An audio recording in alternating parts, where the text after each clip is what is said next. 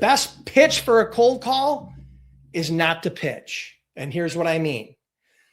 Don't take one of the generic sales scripts that are already out there, like, hey, we're a broker. We got trucks in your area regularly. Wonder if we might be able to, help you out. Or, hey, we're a freight broker.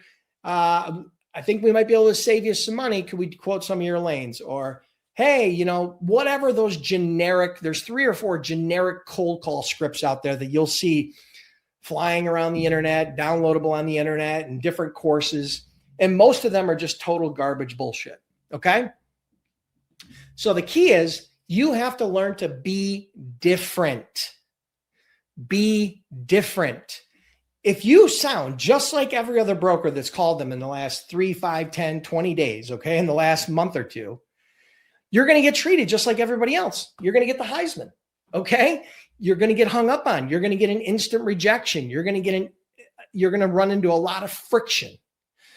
Because as soon as you say, hey, we're a brokerage, we got trucks in your area, the hair on their neck stands up, the red flag jumps up, and they start saying, oh, broker, because you sound like everybody else. And so all of a sudden they say, well, let me cut you off. We don't do business with brokers, even though they do.